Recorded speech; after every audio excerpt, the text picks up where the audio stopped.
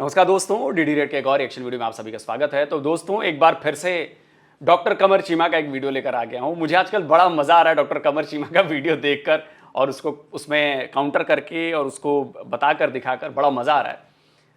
क्योंकि एक तो कमर चीमा साहब जब भारत की बड़ाई करते हैं तो उनका चेहरा देखने लायक होता है, भारत की कोई अचीवमेंट की बात करते हैं तो उनका चेहरा देखने लायक होता है।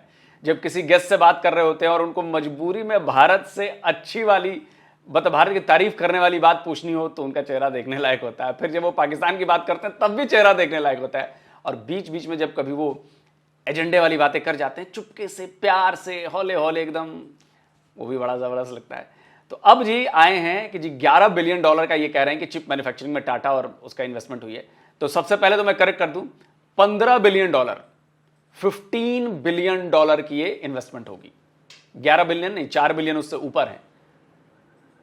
वैसे चीमा साहब आपको पता है ना, 6 बिलियन के लिए मारे मारे IMF के आगे दाएं बाएं हो रहे हैं कि भैया 6 बिलियन दे दो प्लीज, 6 बिलियन दे दो प्लीज, 6 बिलियन दे दो। तो यहाँ पे आप 4 बिलियन अगर कम कर देंगे तो सोचिए यार, आप समझ रहे हैं ना यार ऐसा मत करिए। 6 बिलियन आपके लिए पूरे पाकिस्तान का पैकेज मिलने वाला है, बेल आउट पैकेज, और यहाँ आप हमारी डील में 4 बिलियन कम कर दे रहे हैं यार, बताओ 15 बिलियन का है सर मामला। चलिए क्या कहते हैं, देखते हैं। दोस्तों, भारत के अंदर जो जिसे कहते हैं ना टेक इन्वेस्टमेंट, या फॉर एग्जांपल आप ये कह लें कि जो इन्वेस्टमेंट इस वक्त जो सेमीकंडक्टर इंडस्ट्रीज में हो रही है वो बड़े पैमाने पे है। अभी पता चला है कि टाटा ग्रुप और एक ताइवान की फाउंड्री है पावरशिप सेमीकंडक्टर मैन्युफैक्चरिंग कोर, वो $11 बिलियन की इन्वेस्टमेंट करने जा रहे हैं इंडिया के अंदर। और ये सारी की सारी जो इन्वेस्टमेंट है ये प्राइम मिनिस्टर मोदी अपनी होम स्टेट लेके जा रहे हैं। थोड़ा अर्सा पहले ही आपको याद होगा जनवरी में उन्होंने गुजरात समिट कराई थी और वाइब्रेंट गुजरात समिट कराई थी, और उसका एक ही मकसद ये था कि दुनिया को गुजरात में लेके आना। देखें, यही वजह है कि वो हमेशा वहाँ से इलेक्शन भी जीतेंगे।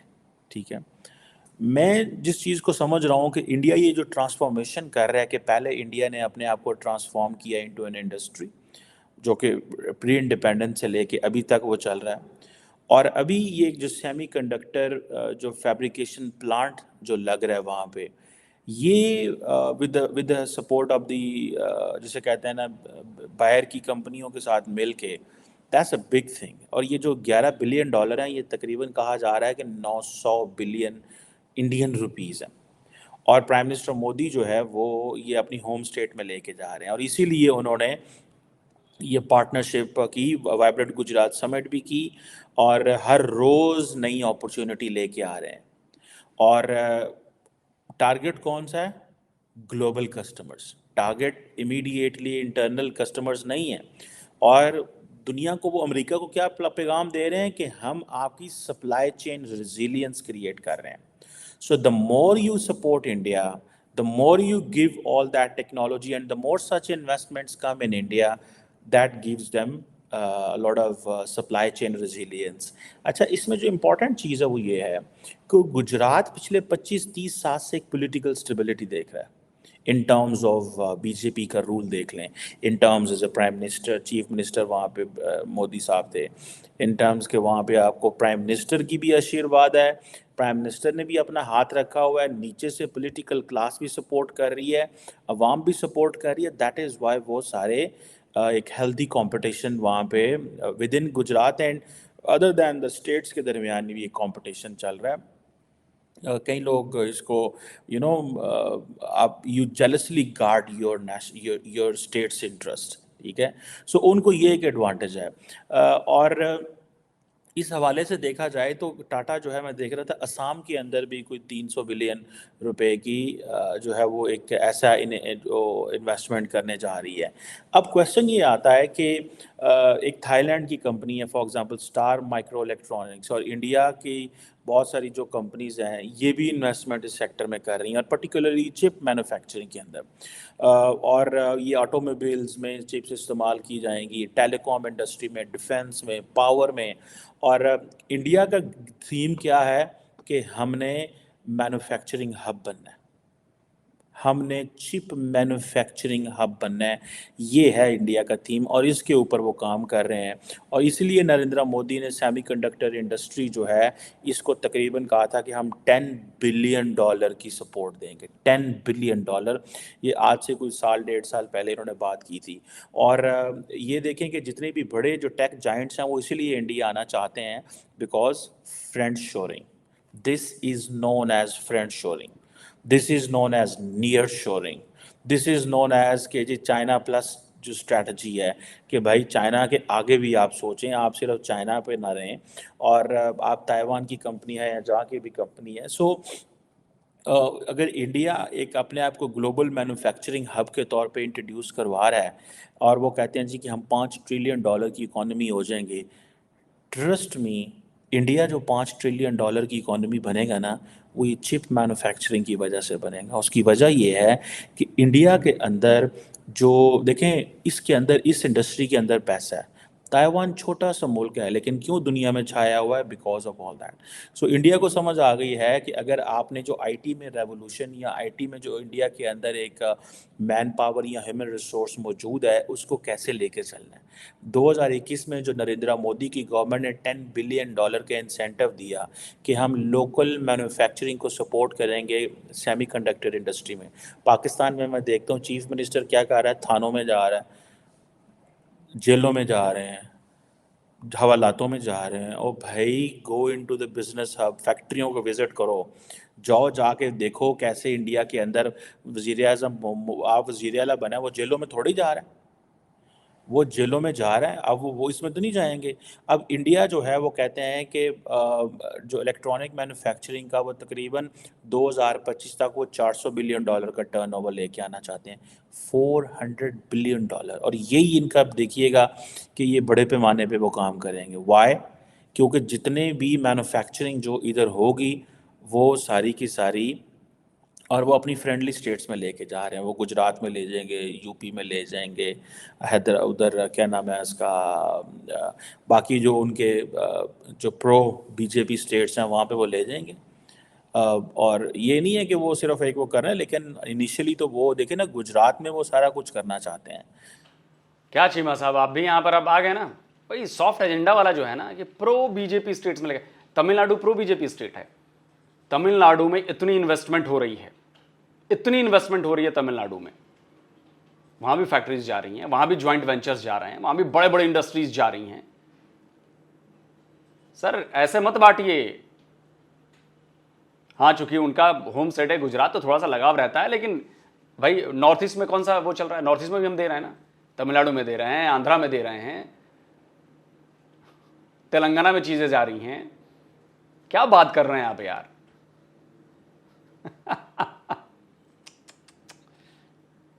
बिकॉज उनको पता है कि नरेंद्र मोदी, मुझे तो ऐसे लग रहा है जैसे the way they are investing in Gujarat, अगले 50 साल वो कहीं नहीं गए हुए।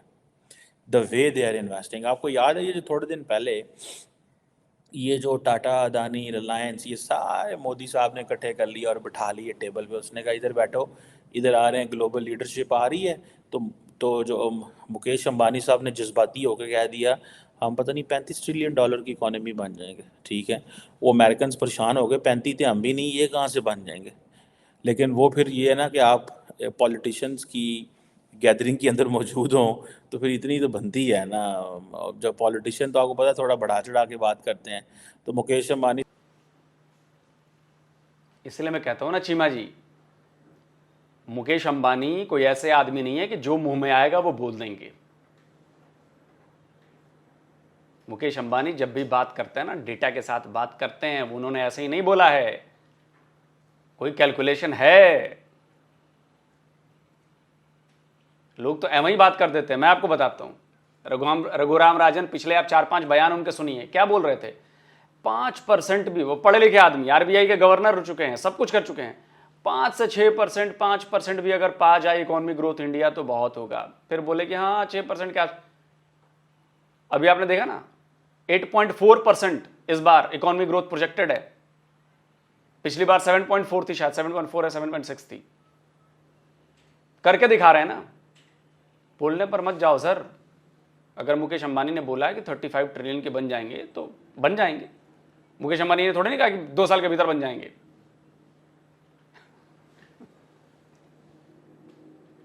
साहब ने कहा कि मैं गुजरात में भी हूँ, वाइब्रेंट गुजरात समिट भी हो रही है, नरेंद्र मोदी भी सामने बैठा हुआ है, तो कोई इस तरह की लंबी गेम डाल दें जिससे आप कहें कि जी हम तो इस वक्त चलें, ठीक है अमेरिका 21-22 ट्रिलियन डॉलर है, हम 2047 तक 45 ट्रिलियन पे चले जाएंगे, ठीक है। तो वो फॉर अ मोमेंट तो मीडिया फिर उस पर हाईलाइट तो कर देता है ना, and then everybody else knows कि नहीं ये तो सारी बात है, इट्स नॉट पॉसिबल। लेकिन क्वेश्चन ये भी नहीं है कि ये पॉसिबल है कि नहीं है। क्वेश्चन ये है कि they have an appetite, one, second they have an intention, third they have capability, fourth they have resources, fifth they have global linkages. जब ये सारी चीज़ें हों तो then they can make it, it's not a difficult job. अब देखें लाखों नौकरियां क्रिएट होंगी, तो वो जो एक क्वेश्चन आता है जी कि इंडिया के अंदर आके लोग काम करेंगे, I do not by that theory कि इमीडिएटली इंडिया के अंदर लोग आके काम करेंगे, जनाब इतना रोज़गार खुल गया। भाई इंडियन मार्केट अभी इस काबिल नहीं है कि वो ग्लोबल लेवल की वेज दे सके। आपने देखें for instance if you are working in San Francisco, if you are working in Los Angeles. आपको आइडिया है चीमा जी, कभी आपने इस बारे में रिसर्च की है कि कितने विदेशी भारत में आकर पिछले कई सालों से रह रहे हैं और काम कर रहे हैं, नौकरियां कर रहे हैं, जॉब्स कर रहे हैं? आपको आइडिया है? एक छोटा सा मैं आपको रिक्वेस्ट करता हूं, जो सिलिकॉन वैली हमारी है बेंगलोर, उसमें बस जाके आप सर्च कर लो कि कितने फॉरेन लोग आके हमारी इंडियन कंपनीज में नौकरियां कर रहे हैं। तो क्या वो वहां के वेजेस छोड़कर यहां के कम वेजेस में आके काम कर रहे हैं? जी नहीं, आप ये बात भूल जाइए कि हम यहां पे कम वेजेस दे रहे हैं, जब उस लेवल पे पढ़े लिखे आदमी को ठीक ठाक वेजेस मिल रहे हैं। समझे आप? नहीं तो वो पागल है कि वो अमेरिका छोड़कर आकर काम कर रहे हैं, ऑस्ट्रेलिया छोड़कर आकर काम कर रहे हैं, जापान छोड़कर आकर काम कर रहे हैं हमारे यहां, हमारी कंपनीज में। सर्च कर लीजिए, थोड़ी रिसर्च कर लीजिए, मैं कह रहा हूं रिसर्च कर लीजिए। Angeles, you're earning 8,000 USD a month, for instance, and then the banking sector आपको जो है वो $1 million के लोन दे देता है। क्या इंडिया के अंदर the people will get easily 1 million 2 million की जॉब इजीली ले लेंगे, एंड देन वो बैंकिंग सेक्टर में जाएंगे, बैंक उतना ही तुमको बड़े बड़े लोन देगा जितने वो बाहर अमेरिका में लेंगे, and then the level of comfort and मज़ा जो है वो बाहर है वो है इंडिया में। So it's too early to say, लेकिन they are on a track, वो उस ट्रैक पे चल रहे हैं और उनको समझ आ गई कि हमने क्या करना है। इसीलिए वो कह रहे हैं कि हम इलेक्ट्रॉनिक्स मैन्युफैक्चरिंग की 400 बिलियन का टर्नओवर 2025 पे लेके आएंगे। इसीलिए नरेंद्र मोदी 10 अरब डॉलर का इंसेंटिव दे रहा है सेमीकंडक्टर इंडस्ट्री को, क्योंकि उनको समझ आ गई है इस हवाले से। अभी सुने उन्होंने कोई 3 एक एप्लीकेशन जो है वो सेमी कंडक्टर मैन्युफैक्चरिंग में उनके पास आई हैं, जो कि तकरीबन एक 19 बिलियन डॉलर की इन्वेस्टमेंट है, जो कि इनकी जो डोमेस्टिक और इंटरनेशनल वेंचर्स हैं, जिसमें कहा जा रहा है वेंडेटा एक और फॉक्सकॉन है, इस तरह ISMC एक कंसोर्शियम है जो कि टावर सेमीकंडक्टर इजराइल के ताउन से जो है वो करने जा रहा है। इसी तरह सिंगापुर बेस्ड एक कंपनी है, वो भी इस तरह इन्वेस्ट करने जा रही है। So they are getting a foreign direct investment from abroad. So आपने रिसेंटली देखा होगा the FDI has decreased in China, but the FDI has is increasing in India. Although जो जिसे कहते हैं ना कि जितनी भी जिस स्पीड में 2021-22 में इन्वेस्टमेंट आई है वो 23 में नहीं आई, लेकिन इवन देन दे बिलीव। अभी जो फॉर एग्जांपल एक अमेरिकन चिप मेकर थे माइक्रोन, उन्होंने कहा था हम 825 मिलियन डॉलर की सेमीकंडक्टर इंडस्ट्री में इन्वेस्टमेंट करेंगे। सो मुझे ऐसा लगता है कि द वे पॉलिटिकल मैंडेट है is with the political class, particularly with the BJP, the way people are seeing this, that there is a stability, it is giving and is rise to the investment. मैं आपको पहले भी थोड़ा दिन पहले एक शायद बता रहा था कि आई मेट अ फॉरेनर, तो उन्होंने मुझे कहा कि पाकिस्तान के अंदर हम इन्वेस्टमेंट तो करना चाहते हैं, लेकिन हमारी एक फार्मास्यूटिकल कंपनी थी और वो फार्मास्यूटिकल कंपनी जो है उसने LC खुलवानी थी, लेकिन वो LC नहीं खुलवा सकी। वाई? बिकॉज बैंक के पास गए, बैंक ने कहा हमारे पास डॉलर ही नहीं। तो मतलब अगर छोटी सी कंपनी जो कि 2 मिलियन 3 मिलियन डॉलर। अब होता क्या है फार्मास्यूटिकल इंडस्ट्री में, ये है कि उनको इस चीज़ का पता है कि भाई आप चले जाओ इस तरह गरीब मुल्कों में चले जाओ, वहाँ जाके आप फैक्ट्रियाँ लगा लो एंड देन अपने मुल्कों में वो चीज़ें भेज दो। Otherwise manufacturing cost, labour and everything is very costly in Europe. इन अगर आप चले जाएं फ्रांस में, बेल्जियम, इन ऑल मुल्कों में, ठीक है, तो वो कैसे आ सकता है? So that's the story, that's what is there. मैं समझता हूँ कि ये चीज़ें जो हैं वो हमारे सामने ज़रूर हैं, और ये चीज़ें मुझे नज़र आ रही हैं कि ये they are like this. Let's see इसमें आइंदा इंडिया काम तो कर रहा है। अभी ये फॉर एग्ज़ाम्पल ये जो अदानी था वो टाटा, ये सारे जो चीज़ें कर रहे हैं, अभी फॉर एग्ज़ाम्पल कहा जा रहा है कि इन्वेस्टमेंट्स गुजरात में बहुत ज़्यादा आ रही हैं। सिर्फ 2021 में कुछ $6 ट्रिलियन की जो है ना वो मैन्युफैक्चरिंग में उन्होंने अपना एडिशन किया था। सो 6 ट्रिलियन रुपीज़ है, नॉट डॉलर्स।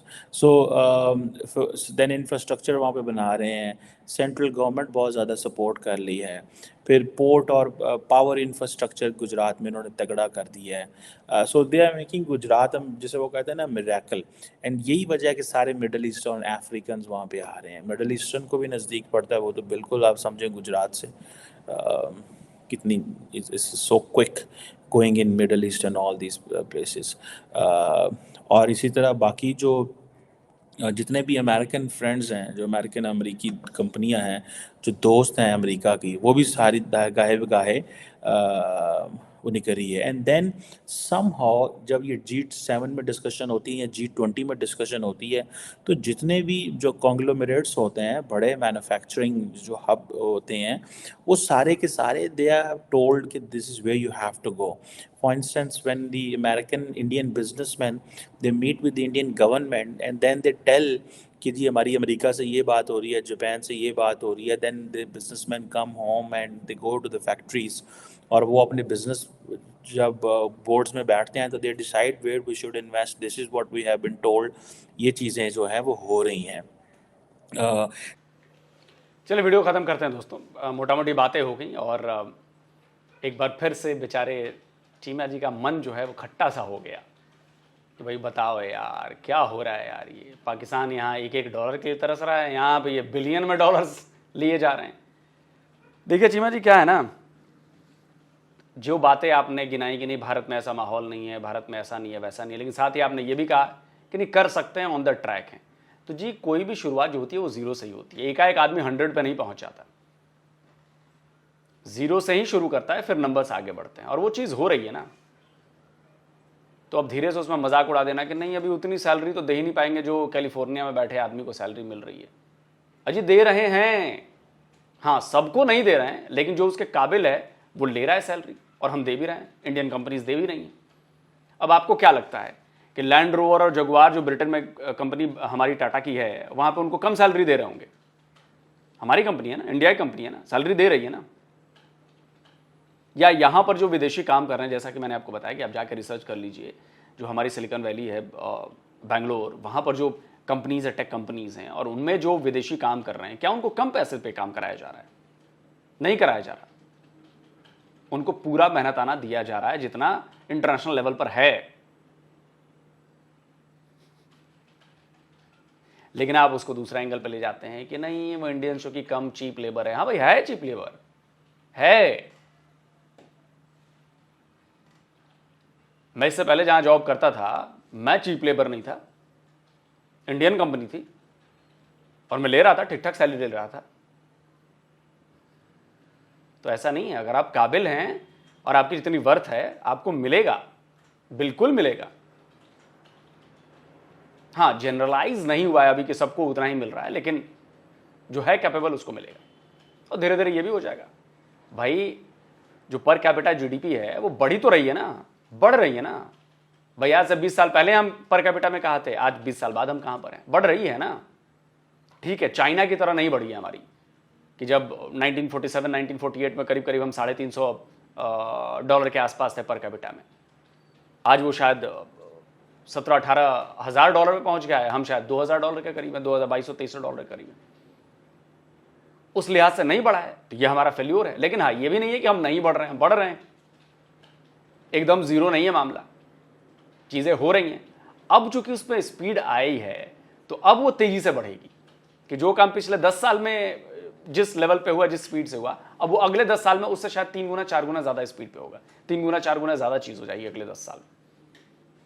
और ये तो प्रकृति का नियम है, चेन रिएक्शन समझते हैं, बस एक बार वो रिएक्शन शुरू होने की देर होती है। चेन रिएक्शन होता तो एक बार थोड़ी देर तक ठीक चलेगा, एक ही चेन रिएक्शन में इतना बड़ा हो जाएगा। ये बहुत सारी चीजें ऐसी हैं। और रही बात भारत के इकोनॉमी के ग्रो करने की, बाकी चीजें करने की, तो भाई ये तो हमारा प्राइमरी फोकस है कि हमें अपने आप को आर्थिक नजरिए से मजबूत बनाना है और छोटे छोटे स्टेप्स लिए जा रहे हैं। यही छोटे छोटे स्टेप्स बड़े बड़े नतीजे लेकर आएंगे।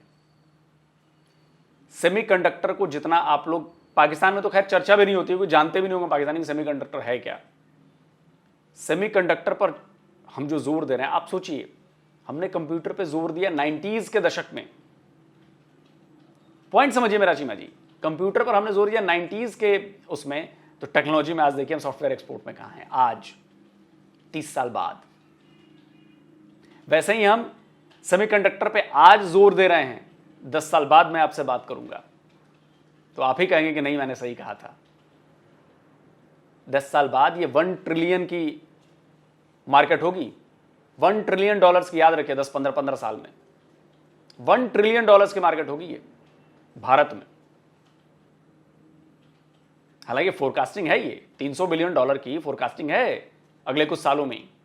$300 बिलियन की market semiconductor in India, Pakistan के जीडीपी के बराबर करीब करीब। तो ठीक है, आपकी फ्रस्ट्रेशन दिखती है, लेकिन कोई बात नहीं, अच्छी बात है। कम से कम आपके द्वारा 2-4 पाकिस्तानी तो जरूर देखते होंगे, उनको कुछ समझ में तो आए कम से कम, ना समझ में आए वो अलग बात है। दोस्तों कमेंट करके आप जरूर बताइए। जल्दी मिलता हूं एक और नए वीडियो के साथ। नमस्कार, जय हिंद।